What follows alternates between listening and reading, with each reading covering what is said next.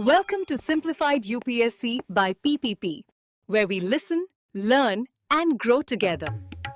Detailed lecture notes in English and Hindi, plus practice questions for prelims and mains, only on our Telegram channel. Link in description. Like and subscribe for more. नमस्कार, simplified UPSC by PPP YouTube channel की तरफ से इस खास पेशकश में आपका स्वागत है।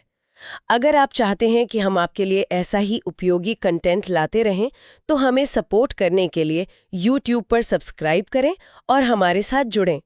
आज हम एनसीईआरटी क्लास 12 इतिहास के तीसरे अध्याय बंधुत्व, जाति तथा वर्ग की गहराइयों में उतरेंगे। ये अध्याय लगभग 600 ईसा पूर्व से 600 ईस्वी के दौर के सामाजिक इतिहास की बात करता है और इसके लिए हमारा मुख्य स्रोत है महाभारत।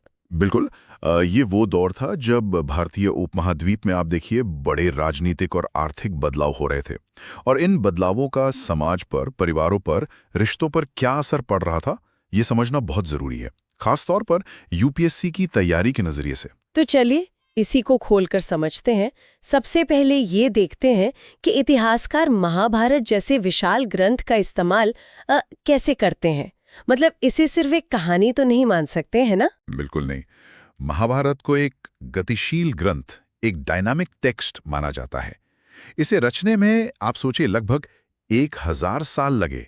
1000 साल? तो फिर इतिहासकार इसके असली रूप को कैसे समझते हैं? यही सबसे बड़ी चुनौती थी। इसी के लिए 1919 में वीएस सुकथांकर के नेतृत्व में एक बहुत बड़ा प्रोजेक्ट शुरू हुआ था।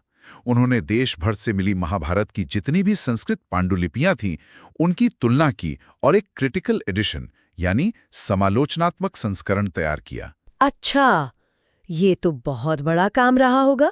हाँ, इस काम को पूरा होने में 47 साल लगे। 47 साल? जी, और इससे दो बहुत जरूरी बातें सामने आईं। एक कि पूरे उपमहाद्वीप की कहानियों में कश्मीर से केरल तक कई समानताएं थीं, और दूसरा जो शायद ज्यादा महत्वपूर्ण है वो ये कि क्षेत्रीय विविधताएं भी बहुत थीं। अच्छा। और ये विविधताएं दिखाती हैं कि कैसे स्थानीय परंपराओं और जो मुख्य साहित्यिक विचार थे उनके बीच एक संवाद, एक तरह की खींचतान चलती थी। इतिहासकारों के लिए ये विविधताएं ही सोने की खान हैं। अगर आप देखें तो कौरवों और पांडवों के बीच जमीन और सत्ता पर अधिकार के लिए हुए संघर्ष की कहानी है, जो इसी व्यवस्था पर आधारित है। और विवाह के क्या नियम थे? क्या ये नियम मतलब सबके लिए एक जैसे थे? नहीं, धर्मसूत्रों में विवाह के कई प्रकार बताए गए हैं, पर एक बहुत महत्वपूर्ण नियम था बहिर्विवाह, एक्सोगेमी, यानी अपने गोत्र से बाहर विवाह करना। बिल्कुल।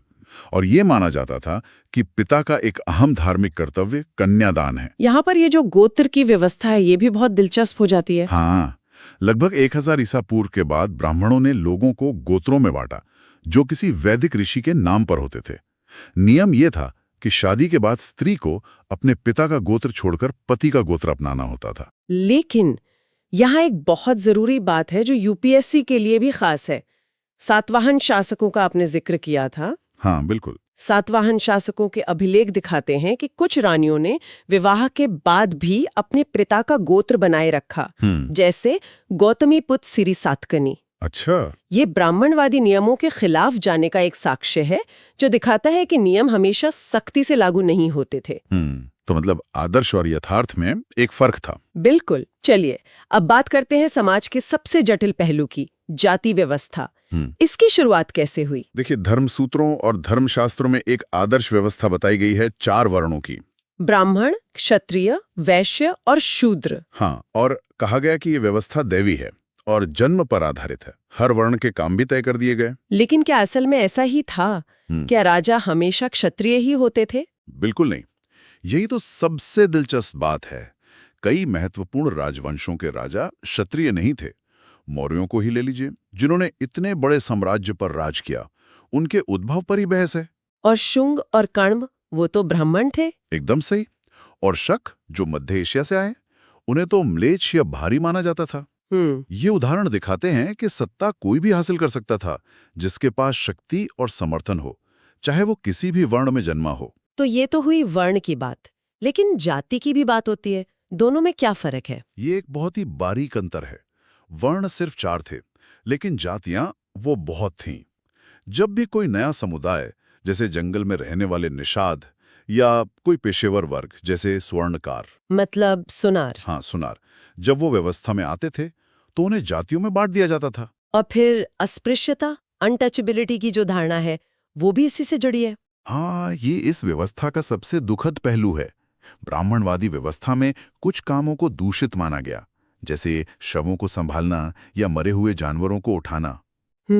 इन कामों को करने वालों को चांडाल कहा गया और उन्हें वर्ण व्यवस्था में सबसे नीचे, बल्कि उससे भी बाहर रखा गया। मनुस्मृति में तो उनके लिए बहुत कठोर नियम है। बेहद कठोर। गांव से बाहर रहना, फेंके हुए बर्तन इस्तेमाल करना, ये सब।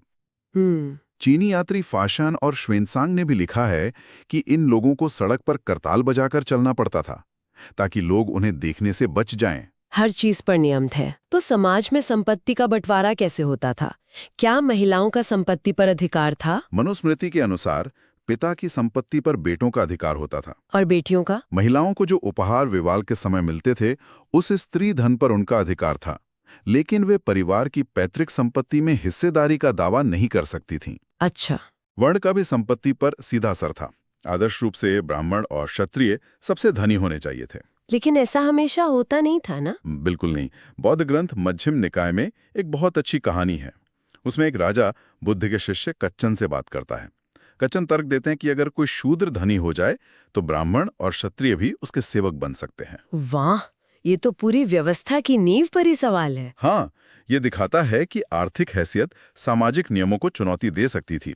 एक और वैकल्पिक सामाजिक दृष्टिकोण हमें प्राचीन तमिलकम यानी तमिलनाडु में मिलता है। अच्छा। संगम साहित्य की कविताएं दिखाती हैं कि वहां उन सरदारों की इज्जत होती थी जो अपनी संपत्ति को लोगों में बांटते थे, न कि जो उसे जमा करके रखते थे। तो आखिर में ये सब जानने के बाद हम ये कैसे समझें कि इतिहासकार इन ग्रंथों को किस तरह देखते हैं? देखिए, सबसे जरूरी बात यह है कि इतिहासकार इन ग्रंथों को जस का तस स्वीकार नहीं करते। वो देखते हैं कि ग्रंथ किसने लिखा, किसके लिए लिखा और इसका उद्देश्य क्या था। मतलब कॉन्टेक्स्ट समझना जरूरी है। बिल्कुल। वे ब्राह्मणवादी ग्रंथों जो नियम बताते हैं उनकी तुलना बौद्ध, जैन और अन्य साहित्यों से करते हैं जो असल स्थिति दिखाते हैं। महाभारत का उदाहरण ही लें। हाँ, महाभारत में एक तरफ उपदेशात्मक यानी डायडैक्टिक हिस्से हैं जो सामाजिक नियम बताते हैं, जैसे भगवद गीता। सही।